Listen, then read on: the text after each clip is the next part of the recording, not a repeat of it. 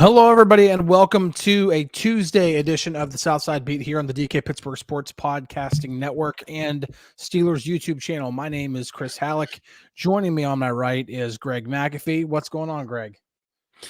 Not much, man. Another day in the life. Week one is here. The Falcons game is approaching. I'm just excited to get into it, really. How was your Labor Day weekend? It was good. It was filled with football, as anyone would appreciate. Covered the Kent State game on Saturday. Did a little writing on Sunday. Yesterday we were at the facility all day. So it was an exciting weekend, that's for sure. Nice. Had some. I tried. I got a little bit done work-wise, obviously, but I tried to take as much time with the fam as possible before the grind of the season begins. Tried to take advantage of the siesta that the players also got because starting yesterday, days off are going to be few and far between until mid-January. And if you're really optimistic, until second Sunday of February. But I'm just the closer and closer we get to the season, the less and less optimistic fans seem to be. But we did today have our first Tomlin Tuesday of the season. Matthew Bunk here says it. Tomlin Tuesday. It was a Tomlin Tuesday on the South Side. The first time all season Mike Tomlin addressed the media on his typical Tuesday at noon with the now expected, well, it's been expected for a long time, but still expected good afternoon right at the beginning. And it wasn't an earth-shattering press conference, nothing that was said completely out of the ordinary, but definitely some questions here that fans are asking that were answered. For example, Jeff here asks, how's Roman Wilson's status looking for Sunday?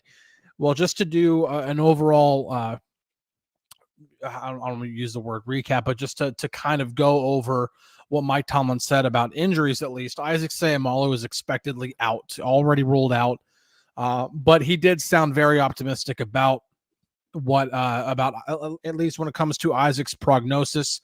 The only way he defined it was week to week, but definitely sounded like it was going to, and he even used the term or the phrase sooner rather than later.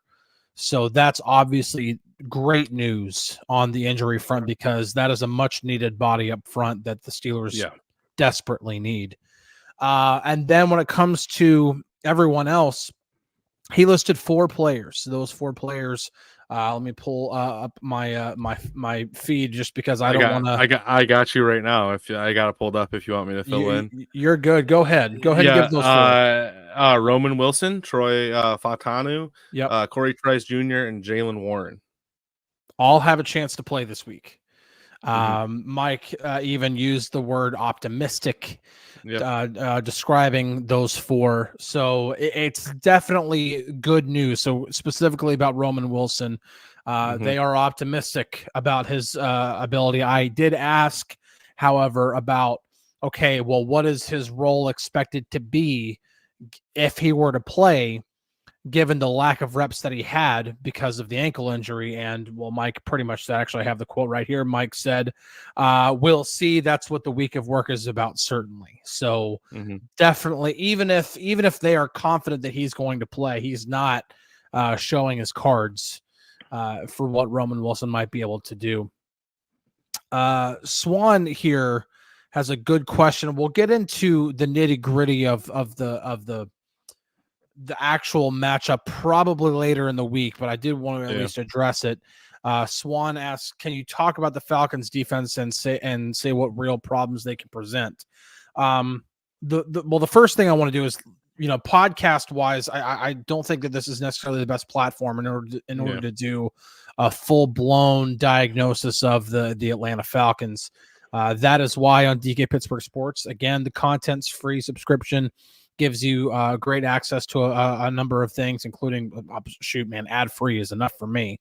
But you get, like I said, content's free. And then every Friday before a game, or at least a Sunday game, I put out a next opponent piece which we started doing that last year, and it got a really good response. So we're doing it again.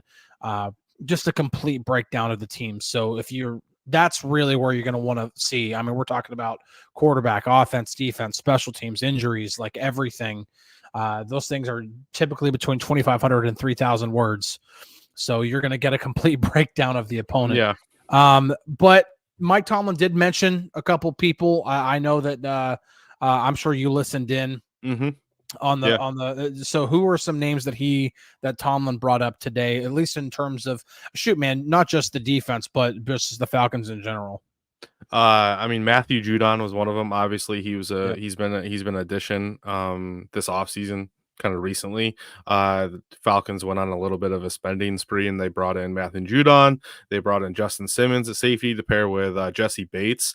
I think those are the three big guys on the defensive side of the ball that the Steelers need to look out for. I think there's a couple other ones in there that he mentioned throughout. I mean, I feel like, if you know Mike Tomlin, he gave the Falcons their flowers during his press conference. He kind of went both sides of the ball. I think we all know he's going to do that every week. So I mean, you got to kind of you pick through everything and kind of see exactly what he's saying and everything. But I think those three are the three he mentioned the most. He mentioned a couple other guys as well. But I think they're going to present problems for sure. One unnamed, or I'll almost say unnamed, but unknown person. Let's say unknown. That's kind of unfair, but maybe a name that you're not thinking of, not somebody who carries the name weight of a Matthew Judon or a Justin Simmons, is Grady Jarrett, defensive lineman. He's going to produce. He can pose a potential problem for a rookie center like Zach Frazier or Spencer Anderson at left guard, making his first NFL start. Which that was some of the other news that came from today. The depth chart, was released maybe a half hour before Tomlin spoke, and Spencer Anderson is the second left guard on the depth chart, and Tomlin confirmed it. He will be getting the start. So he's going to get first crack at filling in Seumalo's shoes, which is not an easy task. Seumalo's one of the better guards in the league, and Spencer Anderson's making his first start. He has 2 whole offensive snaps under his belt. So this is definitely going to be a challenge, and that's kind of why I started – I titled today's episode the way I did, still unanswered questions, just because it's not just the injury perspective. Because if anything, today we got optimistic news about the injuries. There's nothing. We knew Isaac Seumalo was going to be out, but if he's out 3 or 4 weeks instead of 6 to 8 weeks with a pec injury, that's massive. That's huge. Yeah. You can have him back well before the bye week, and hopefully rattle off a couple of 3 or 4 wins before you take your break at midseason and possibly be 4-4, 5-3, whatever the case may be. I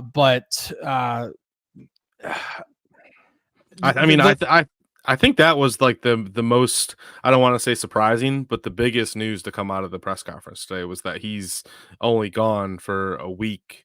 He's week to week is what Tomlin deemed him as, but kind of moving forward, I mean, that not being the injury not being as extensive as everyone thought, I thought was one of the biggest kind of noteworthy things from today. Especially when you talk about a pec injury for an offensive lineman, because those are typically like pecs and triceps are like the 2 injuries you don't want to hear when it comes to an offensive lineman or defensive lineman. I mean, really any player, but especially the guys who are up front in the trenches. Literally, I mean, if you understand workouts and everything, like a bench press is literally working out your pecs and your triceps. I mean, we're talking about literally pushing.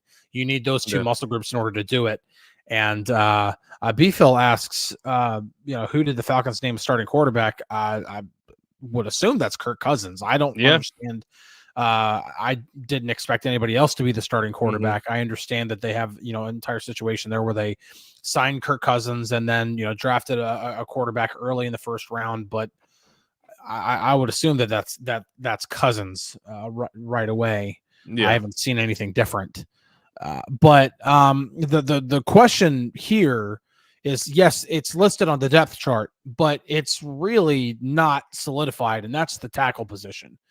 Now, you mentioned it, Troy Fautanu, they're optimistic he could possibly play on Sunday. Yeah. Which that's great news there, because I was told 4 to 6 weeks, and Sunday would be literally 2 days after 4 weeks that he got injured. So that would be literally right at the beginning of that prognosis of 4 to 6 weeks.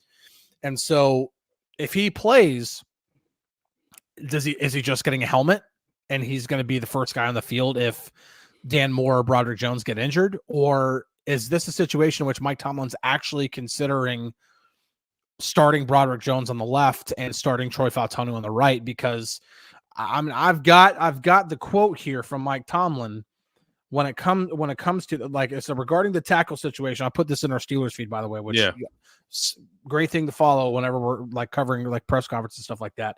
So regarding the tackle situation, Tomlin clarified that Fautanu has a chance to play. Thus, the depth chart may not be indicative of who the starters will be Sunday in Atlanta, particularly with where Jones is currently on the depth chart as a starting right tackle. And this is what he said: "I've made no determination regarding that. Obviously, he's worked a lot at right, but that's something we'll watch as we progress through the week, because versatility has been an asset for him and us." So it's not out of the question that Broderick Jones could play on the left side.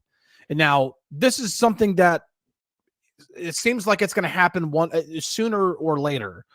And I think fans would just rather happen sooner. And that if it can't happen Sunday, then just go with it. Let these kids learn together.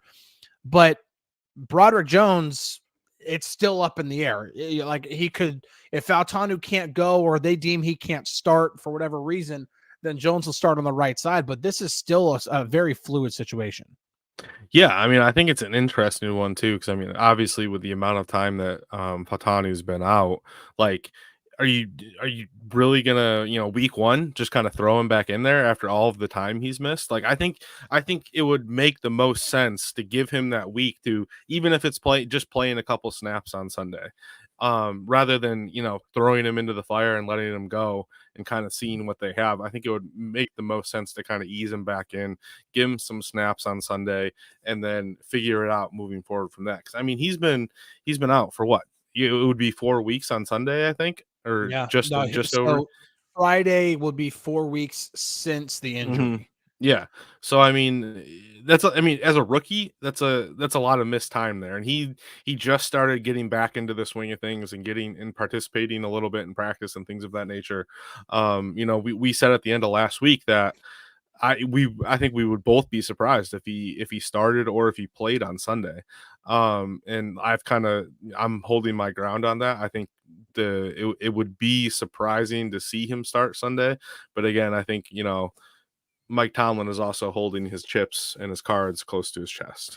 Yeah, as well he should. Yeah, exactly. There's no shoot, man. Like, the Falcons are already going to be very familiar with Arthur Smith.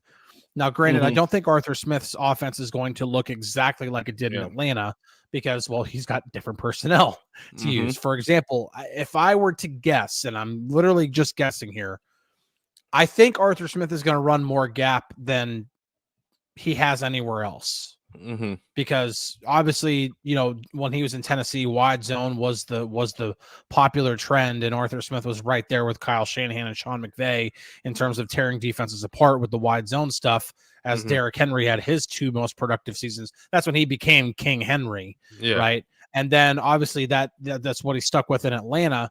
And here he comes to Pittsburgh, in which they're coming off a season in which both Najee Harris and Jaylen Warren had much more success with gap concepts down the stretch than the zone stuff. Now, it's still an Arthur Smith offense. I still expect there to be zone, specifically outside zone stuff, but they might run more gap. So, like, those are the types of ways in which Arthur Smith's offense won't be as predictable for the Falcons. And plus, it is, a new coaching staff over there too. You got Raheem Morris as a head coach, and who was the guy from the Rams offensive coordinator?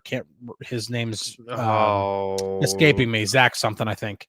I mentioned him today. I can't remember. Yeah, it was actually I remember writing a preview on him as a potential name for the Steelers earlier in this, like when that entire offensive coordinator situation was playing out. I did a deep dive on kind of his background and stuff like that. His name is escaping me, but whenever they hired him, I was like, yeah, that's a good get. I thought that would have been a good name for the Steelers in terms of an offensive coordinator. But either way, The offensive tackle situation is very interesting because I'm a proponent of this. Like if everybody's healthy, if Broderick Jones is healthy, if Troy Fautanu is healthy, that's who needs to start. And that's not necessarily just like I'm sitting here trying to take a shot at Dan Moore or anything like that. But if Dan Moore is going into the final year of his contract and there is no intention whatsoever of trying to re-sign him and to keep him in a Steelers uniform, then you might as well just let the two kids start. Mm-hmm. I agree with you. That's what you should do. Just because, like, shoot, I mean, these guys got to learn together anyway. If these are your bookends of the future, then let them get as many reps together as they possibly can.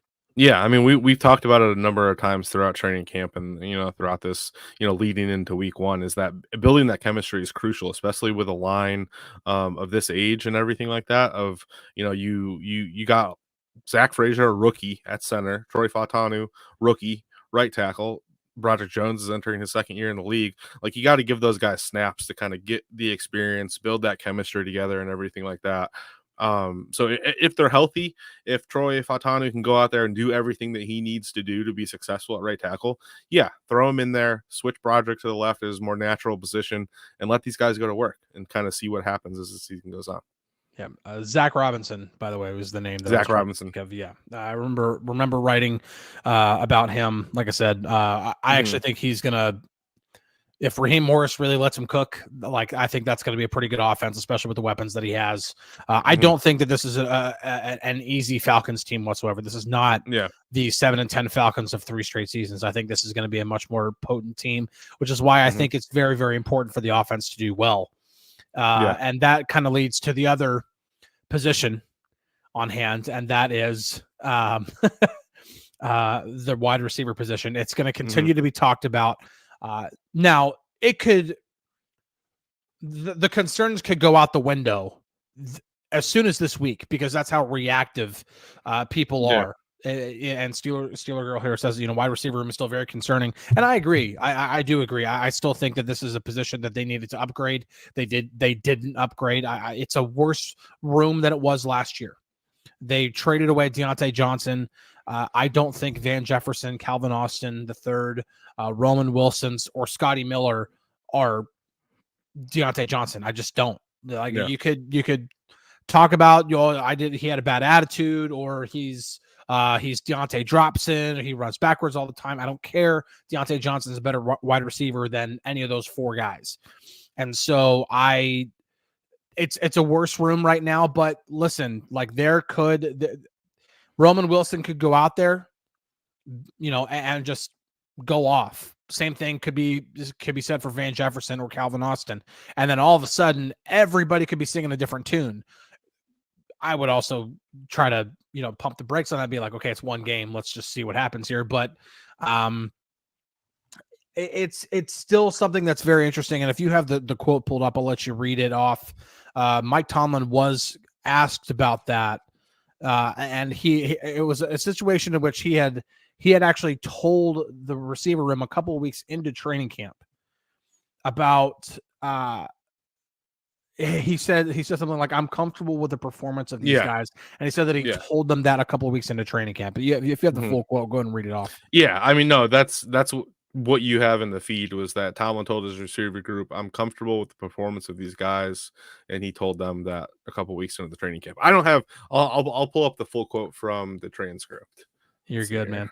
But I mean, he was, I mean, and like later on, he used the phrase "not overly concerned" about the way the receiver market played out.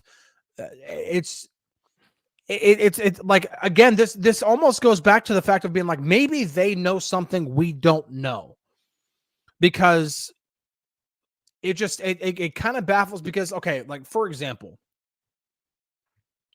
okay, we know that a lot of people have, like, issues with Mike Tomlin. There's a wide section of the fan base that are either completely anti-Tomlin, want him gone, like the same way that they wanted Kenny Pickett gone or whatever else, but he is just public enemy number 1 in Pittsburgh. I have the quote pulled up if you want me to. You go ahead, and then I'll continue that thought.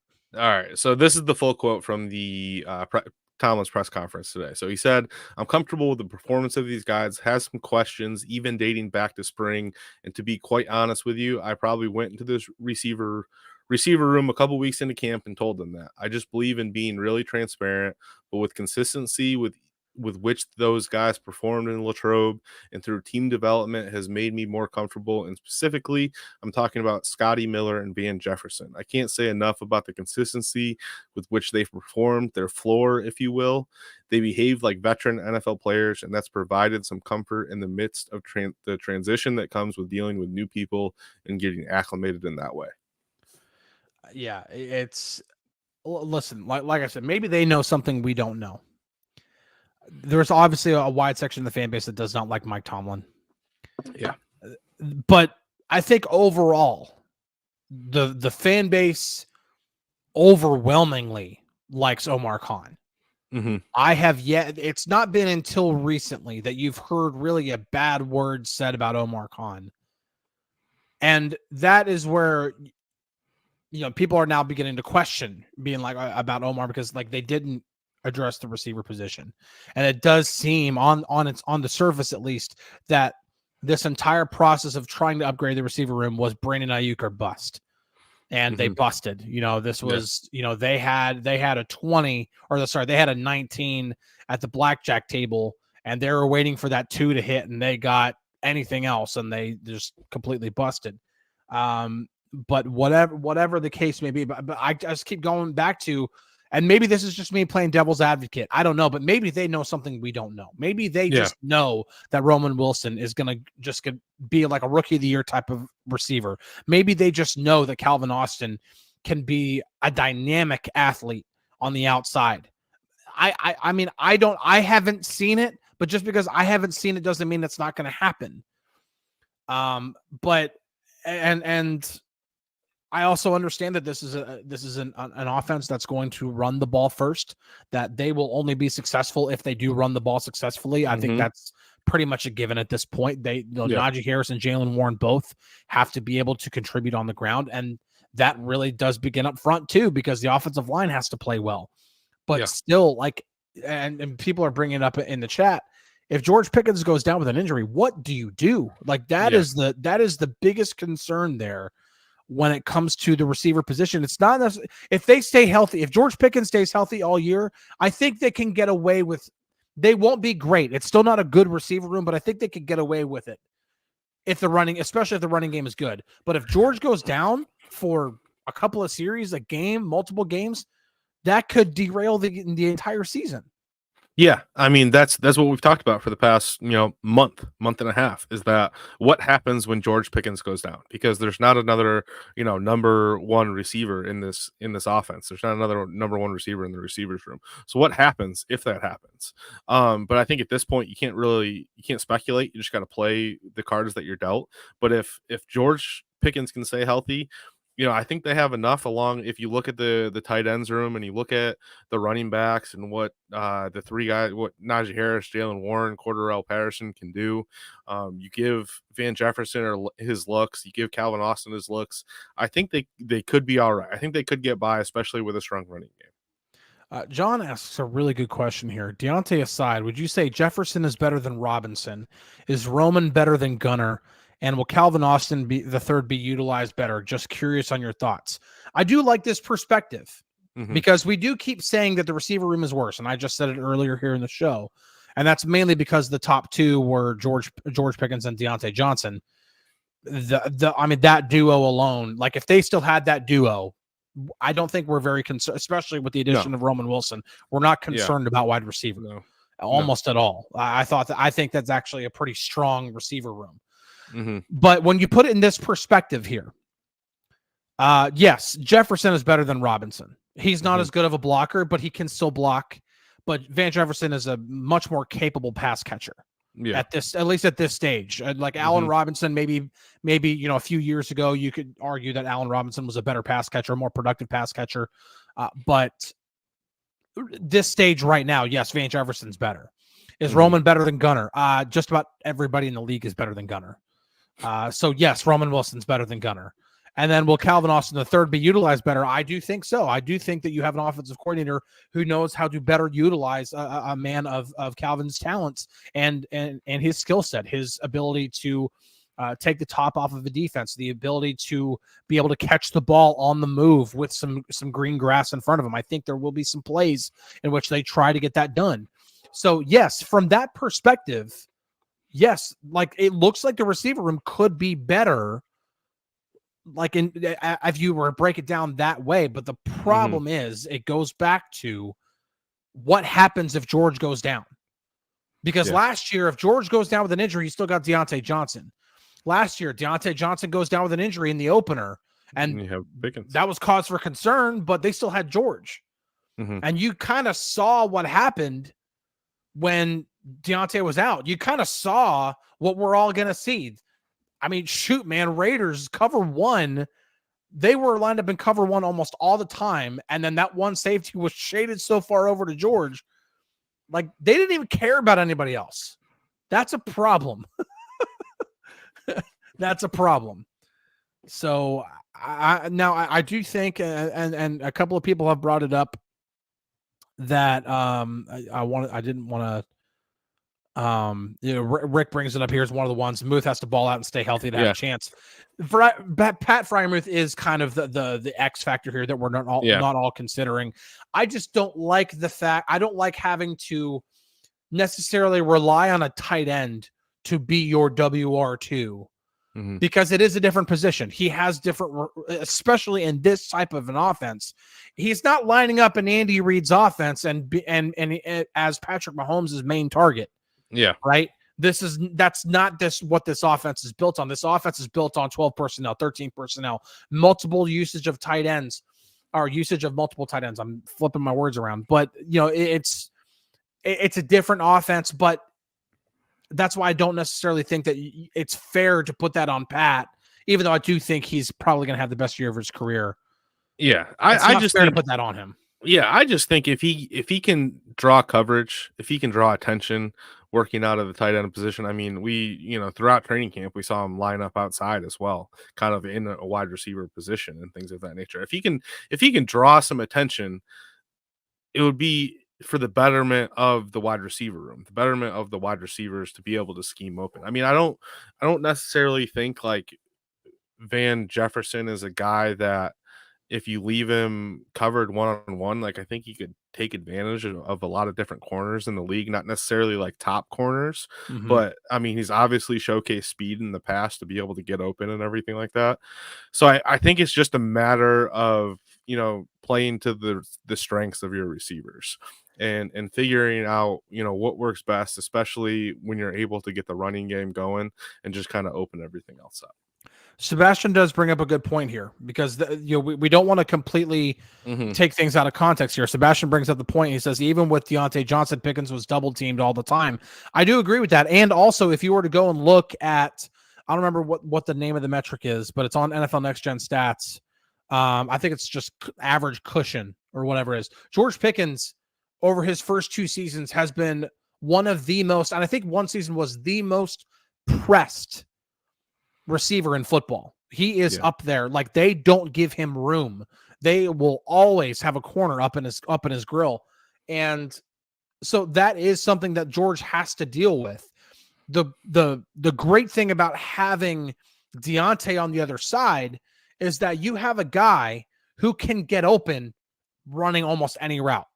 Like his route tree is as complete as anybody's in terms of, okay, if this doesn't work with like whatever the play is called, whatever it is, if George isn't open, I almost know like the quarterback can kind of think in his head, especially if he had a quarterback who could process things quicker, could know, okay, I at least I know Deontay is going to be like, for example, I think Ben got to that point with Deontay in his final year. I think that's one of the reasons why Deontay had the season he did in 2021, because Deontay had reached that level of Ben just knew, okay, no matter what the call is here, whether Deontay's my first read or my fourth read, I pretty much know Deontay's going to get open. Yeah. And that is something that I don't think you can just automatically assume that with Van Jefferson or Calvin Austin or even Pat. That's nothing against Pat. I do think he is on the verge of having his best season, and I think he's going to get extended before the season begins. And if he does, he's going to get paid accordingly and get paid for what he is. I think he's deserving of what that contract's going to be if he does get extended. I think it will happen. But again, it's just not the same on that other side, because Sebastian brings up the point here. Pickens, as teams have already been treating him that way. So in that regard, like, George is already, finding ways to get open. So I still think that there's uncertainty there. It's good to hear Tomlin, speak a lot of confidence in the receiver room that they have, but also I've got to think, what is he going to say? Is he actually going to get behind the podium and say, yeah, our room is really crappy behind George? No, he's not going to say that. What coach in the NFL would, though? You know what I mean? The only time you're going to ever hear Tomlin really throw a player under the bus is whenever they do something on the field that deserves it. Yeah. For example, I remember specifically after they lost the game to the Patriots in 2022, I asked about the confidence level in Gunnar Olszewski back there as a punt returner, and he's like, yeah, it's not high at all. I'm like, all right, well, there's your answer. And I'm sure Gunnar was I think I saw him the next day, he had tire tracks on him from the bus that ran him over, but he did something on the field to deserve that. Going into a season, Mike Tomlin's not going to be like, yeah, this is not what we want to have at receiver. Okay. This is where things start to get a little toxic here. Chris brings this up and he says, why does it feel like people want George to get hurt and see this wide receiver room fail so they can throw out the IU flag? I do kind of get that. And I do understand that it does seem like that this concern over receiver is getting to a certain level of toxicity that it almost does feel like people just kind of want to see this fail so that they can go back and throw Tomlin under the bus, throw Omar Khan under the bus and be like, see, you guys didn't address this. All I would say is I would rather, just from my perspective, from trying to analyze this team, I would feel a lot better about the receiver position if they had a legitimate second receiver.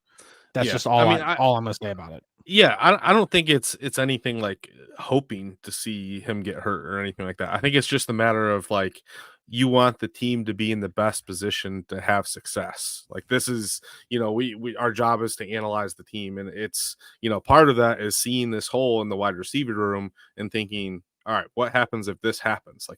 This obviously is a weak point of the team and something that needs to be addressed for them to reach their full potential or, to have the most success possible.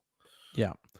Jorge brings this up. He says Tomlin's confidence resides in the fact that Arthur Smith's offense will be heavily influenced on running the football. Well, yeah, I mean, this offense is going to go as far as this offense can be successful almost regardless of personnel, almost, not quite, if they run the football effectively. If they are a top 5 rushing offense in this league, I don't think anybody's really concerned about receiver because because it's going to be another season in which, okay, I'll try to spin it this way, because I'm going to go to the other team that, okay, 2 teams last year. I've said this before, but I'm going to keep bringing it up. 2 teams last year had a pair of running backs that had at least 1,000 yards from scrimmage. Detroit and Pittsburgh. Those 2 teams. I'll keep bringing that stat up. By the way, I told Jalen Warren that stat last week. He didn't even know that. He was like, oh, that's cool. But anyway, Detroit is a better receiver room than Pittsburgh. So I'm not trying to say that the Steelers have an equivalent to Detroit's receiver room. So let me put that out there before people start calling me crazy. But they have one main alpha dog there. Yeah. And Amon-Ra St. Brown. And then all other receivers are complementary pieces to what St. Brown brings. Yeah. It is a similar dynamic in Pittsburgh. It's like a diet version of it, like the poor man's version of it. Diet version. That's a good way to put Because it. George Pickens is the Amon-Ra St. Brown in this offense. But again, a lot of what Detroit does is built on their ability to run the football and to use those two running backs. Yeah. Like, they don't do what they did last year if Jahmyr Gibbs and David Montgomery aren't who they are. Yeah. And so if Najee Harris and Jaylen Warren can again produce similar, we're talking about similarly to last year, not getting better. If they put up the same numbers they did last year with a better offensive coordinator, with a better quarterback, people are going to debate me on that. I don't care. I just got done going through. I'm like in the middle of putting together my season previews. Russell Wilson is a better quarterback than Kenny Pickett. Don't get me started. 100%. But the offense can be successful if they are able to really weaponize Najee Harris and Jaylen Warren. Yeah. And so this point right here is legitimate because maybe the receiver position isn't as big of a need as we all think if Najee and Jaylen are combining for 160 yards, 170 yards total per game. Yeah. No, I mean, I think, when you look at any team that has success, it's the ability to at least keep defenses honest with the running game. At least, take that pressure off, get guys out of the box, things of that nature. And for this offense to have success, I think Najee and Jaylen need to be able to run the ball and be able to move. They need to be able to move the chains on the ground and kind of go from there. And that takes pressure off the passing game. It opens up the play action, which we all know Russell Wilson loves, and to be able to attack defenses deep and everything like that. And it just opens up so many possibilities for this offense if they can get the running game going early and get Najee. I think Najee is so strong when he can get into a rhythm of picking up yards and big chunks of yardage on runs and everything like that. And it just is going to open up so many more options for this offense if the running game is successful early on. The one thing I've noticed about Najee Harris over watching him, for the past few years, if he gets a run early in the game, it doesn't necessarily have to be the biggest gain, but if he gets a run early in which he throws a dude or in which he hurdles a dude, or maybe he does rattle off like a 25-yarder or whatever it is. I don't know. In those games, he typically ends up going off or typically has one of those better Najee Harris games. Yeah. And so maybe that's all it is. Like maybe Arthur knows that, like, hey, if I can get Najee to pull off like a 15-yarder in the first series, then maybe everything it's just a snowball effect at that point. I think it's just momentum. It's just building momentum with him. I think the more carries he gets and the more success he has, it's just kind of, it builds up that confidence through the rest of the game. And, he knows how to attack defenses in that manner. A couple questions here really quick before we go, because we're already at 38 minutes and I got 2 season previews coming up. Tonight is going to be on the defense. Tomorrow will be on the offense. So be looking forward to that. They're going to be long. They're going to be extensive when it comes to position by position, players to watch, general overview, so on and so forth. But defense coming tonight, offense coming tomorrow. So be on the lookout for that. Swan here asks, what should bringing in Jamal Agnew tell us about Patterson and others on the roster? For those who don't know, the Steelers worked out Jamal Agnew, former first-team All-Pro returner for the Lions. There's been no sign. They haven't actually signed him, at least as far as I know. I haven't seen anything that says that they've signed him. They've only worked him out. I think ultimately what that tells us is that they want to have a potential insurance for Cordarrelle Patterson. And honestly, to kind of push Calvin Austin a little bit in terms of the punt game. And maybe they want to reserve Calvin for doing more receiver things than punt return things. Maybe, I don't know. Or maybe they just are genuinely curious. Maybe this guy still has it. I don't know. But it is at least a stone worth turning over, just because it's kind of the same thing as, them bringing in Gunnar Olszewski. Only the way that they brought him in was they just signed him to a contract right away instead of just, trying him out, because Gunnar was a former All-Pro as a returner.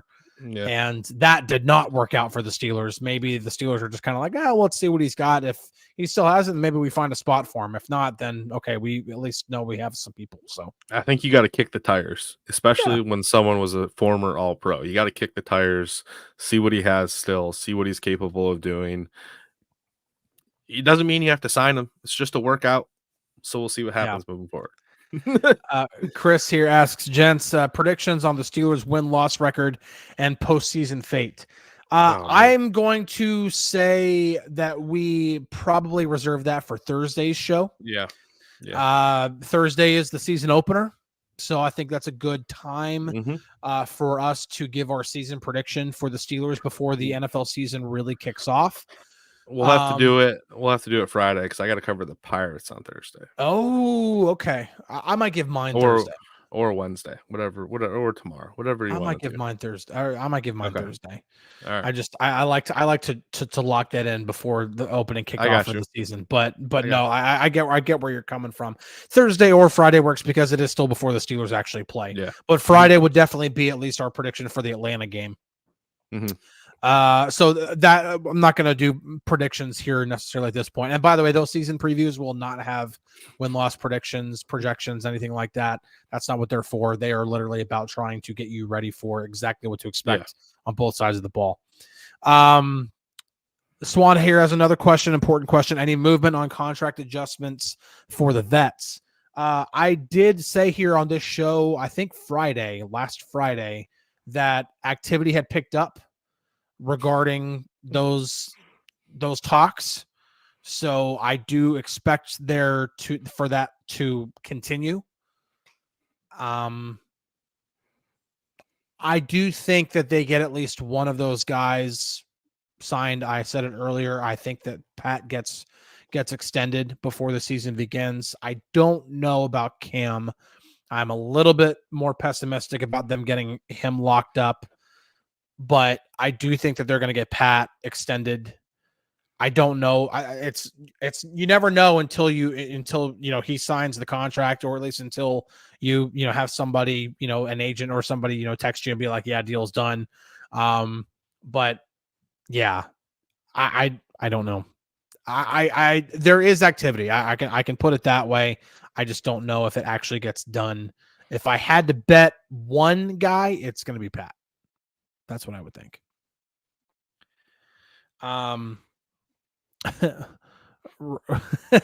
Rick, okay, you're kind of trying to skirt with the whole we're not making our predictions yet. Requesting your win-loss predictions to be before and after the bye. I wouldn't say predictions. I'll put it this way. We want to start doing like an actual season preview here. I'm going to do this. We'll break down the schedule right here, and this will be a good way to close out the show. Okay.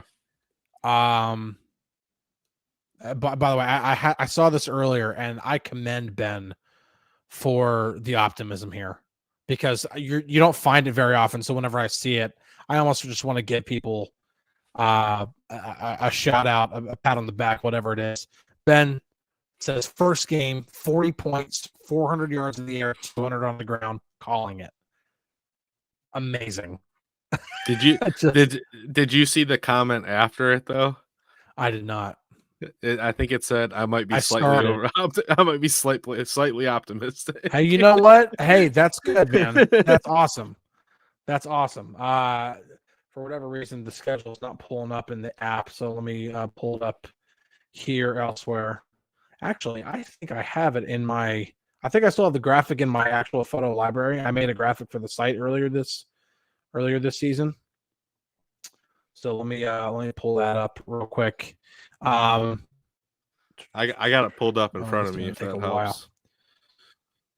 I got it pulled up in front of me. Oh yeah, that'd be great. I'm gonna want to look at it, but it is still something that. Hold on. I get what he's saying because hold on. Breaking news. Uh-oh. What's the breaking news? According to Jeremy Fowler, wow. The Make me eat my Steelers, words. the Steelers and Cam Heyward have agreed to a new contract. 3 years, $45 million. That includes $29 million in new money and $16 million fully guaranteed. Okay. Make me eat my words on saying if I have to choose one or the other for me to say Pat. I was pessimistic about Cam. So good for the Steelers for getting that done. But I said 3 for 45, man. I said that like a couple of months ago. Freaking nothing but net on that one, man. Good Lord. I said it. I called it, man. 3 for 45. Mm-hmm. You want me to put it in the... I think I also went as far as saying 3 for 60 at one point too, but I definitely said 3 for 45 at one point.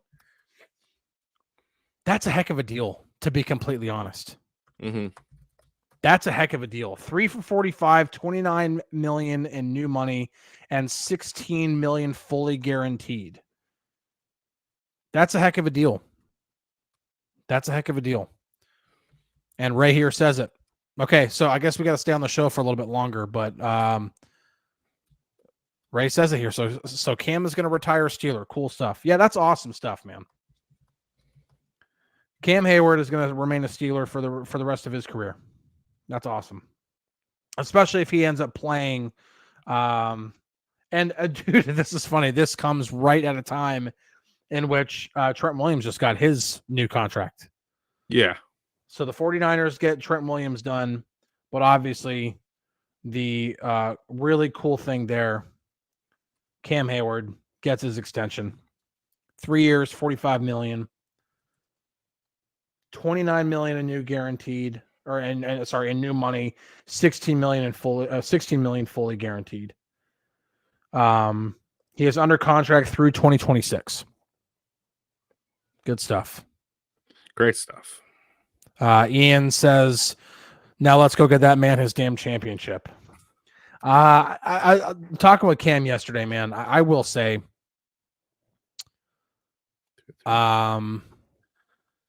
you can see, like, he was lamenting over the teams that didn't succeed, the teams that were close. And I got into a debate in our comment section because I wrote a story on it. Got into a debate with some people on the comment section because,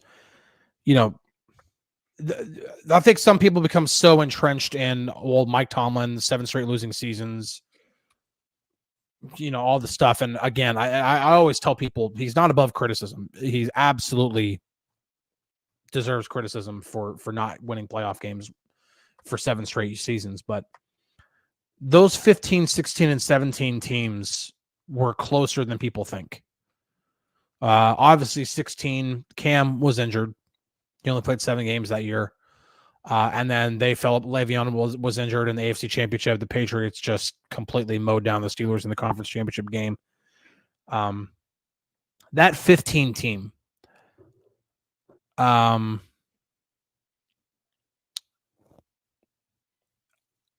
they almost beat the Broncos with pretty much half a squad.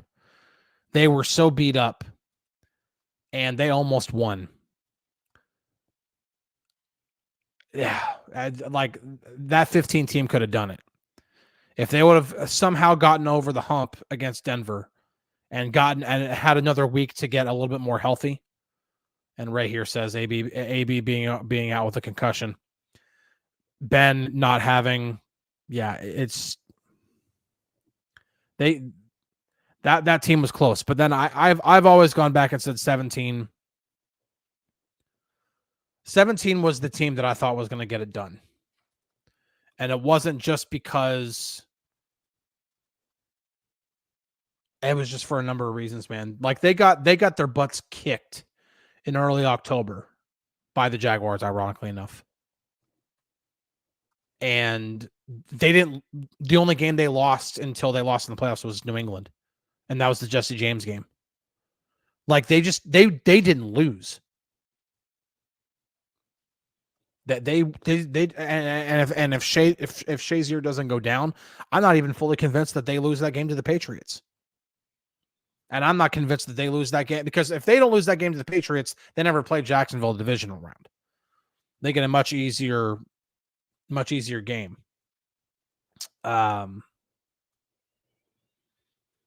thought that 17 team had it. And I thought that the moment that Shazier went down with the injury, they went from being a Super Bowl contender to not being one anymore.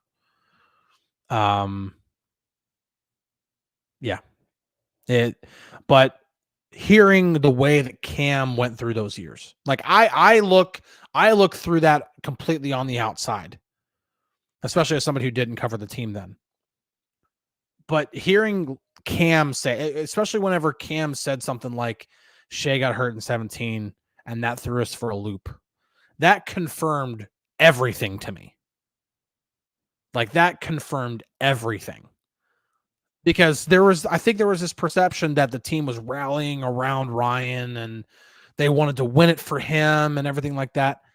Dude, Shazier had his life changed with that injury, man. His entire life changed. Career-ending injury, life-altering injury. We see him on the South Side every day. He still doesn't walk the same. No.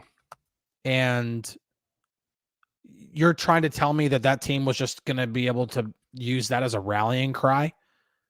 I don't think so. I think that they were really devastated by that type of an injury. I really do. And so when you see Cam go through, I mean, shoot, the video's here on our YouTube channel. When you see Cam, go and watch it. When you see Cam, he's not like sitting there crying or fighting off tears or anything like that, but you can see he felt that they were closer than it actually showed, and I believe him. Mm-hmm.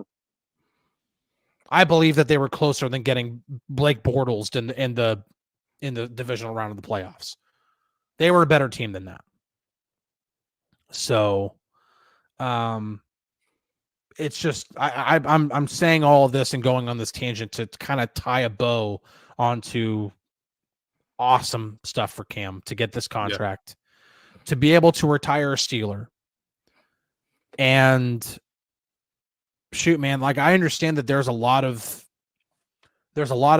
pessimism. There's a lot of questions about Russell Wilson, the quarterback room, the offensive line, the receiver position.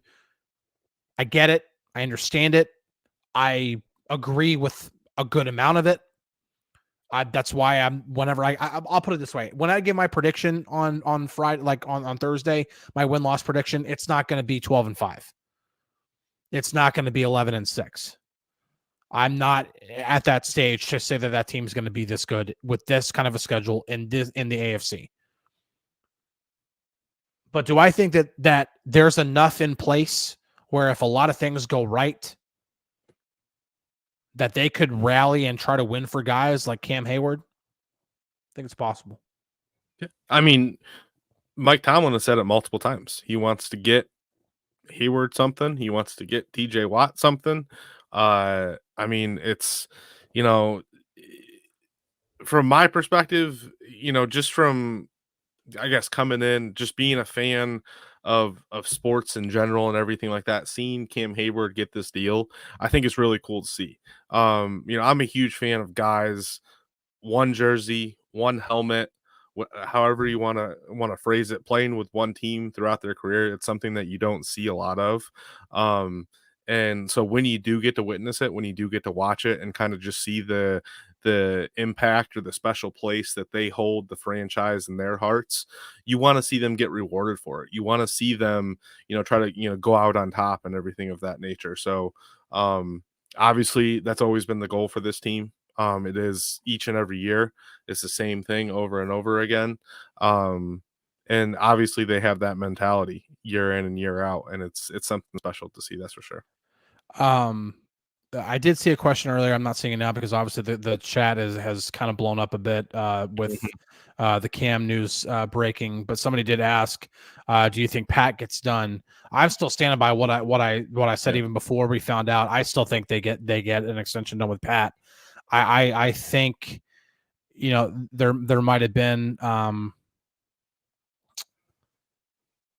I was hesitant on Cam because I think that there's a mentality that they want to get. Shoot, man, Pat Freiermuth right now, I've already looked it up. His AAV, now granted, he's still on his rookie contract, so let's not freak out here. but his AAV ranks 47th among tight ends in the NFL. And I think that they want to get him above that. I don't know if they put him in the top 10, which I think that it's possible. They'd have to get him over 10 million a year in order to put him in the top 10. I think they'd have to get him over 10 and a half in order to get him in the top 10. But either way, I think they're going to put him in a realm where he's going to be top 12, top 15 for sure if they were able to get that extension done. And everything that I had heard about both, like I said, both extensions, I'd heard that there was movement on both. And then with Pat specifically, that there was reason for optimism. So I still think that they get it done with Pat, but awesome stuff. Because I wasn't as clear about Cam possibly getting done, the fact that it gets done. And I think that's a good deal for both sides. I really do. Their Steelers are not paying him a whole boatload of money. You know, like they're not giving it. Okay, Cam kept talking about top 5. This is not top 5 money. Yeah, for a defensive tackle. So I think that is as fair of a deal as it could possibly be for both sides. I think Cam can still ball out. I think Cam is capable still of being able to play and have that contract be worth it for the Steelers. So I think it's a good deal. I think it's a good deal for both sides. I agree with you there for sure. Okay, I don't know what else we can really talk about here. I mean, Cam Heyward gets his contract extension. That's a heck of a deal. Yeah, for sure. I keep looking at the numbers, and I see nothing wrong here. I see nothing wrong with this deal whatsoever. And yes, I still think Pat gets done. Swan asks the really hard hitting question. Sorry, I clicked on the wrong one. The fantasy draft results. I was able to get Amon-Ra St. Brown in both of my leagues in the first round. I'll put it that way. I feel better. Too. I feel better about my 12. Nice. I feel better about my 12 team, my 12 team league than I do my 10 team league. I'm stronger at running back. I got Deebo Samuel, I think in the 5th round. I want to say 4th round. That's no 5th round. I got Deebo Samuel in the 5th round. That's a nice deal. I like that. I'm like, how is he still there? Like, this is a 12-team league. He was still there. So he's my WR2. I'm like, dude, I'll take that. So my Swan says, wow, you're in a league with children? This is the same league that Dale Lawley's in. So no, I am not in a league with children. But man, no, I got let's see. I'll pull up that team real quick. I don't remember the exact order that I drafted them in. I know I got Amon-Ra St. Brown first round. And then, come on, internet's crazy right now. My phone's on Wi-Fi, that's why. Then I got then I got Travis Etienne Jr. Then I got James Cook. Then I got Travis Kelce in the 4th round. And then I got Deebo Samuel in the 5th round as my WR2. And then 6th round, I got Dak Prescott. So, yeah, I like my team there for sure. If I can stay healthy, I like my team. Yeah. What a day for Cam. What a day for the Steelers. That's awesome. Awesome stuff. Yeah. Awesome stuff. All right, well, let's go ahead and close out on that. Not close out on the fantasy football crap. Congratulations to Cam Heyward. Heck of a deal. Heck of a deal for the Steelers for Cam Heyward. They get a much needed extension done before the season begins, before practice really even begins for the week. I know they had practice on Monday, but the actual week of practice, but still, heck of a deal. 3 years, $45 million. That's a heck of a deal for Cam and the Steelers both. And I still think Pat gets done before the season begins too. So, yeah, awesome. Looks like Cam's going to be a one helmet guy after all. So, all righty. Well, we're gonna go ahead and hop off. We got some stuff we have to do, obviously, in our Steelers feed when it comes to this Cam news. I know Greg's already put some stuff in there, but we got some more to do. I got my defensive preview to finish tonight. So some big time stuff here. Big news for the Steelers. Awesome stuff. You guys have a great night. We'll catch you tomorrow for sure. Practice ends at 3:00 both Wednesday and Thursday. So we should, if it's not 4:00, it might be like 4:30 or something like that. We'll see, but we'll definitely get a show in tomorrow. So, but until tomorrow, we'll catch you guys on Flippity Flip. We'll see you later. See you later, guys.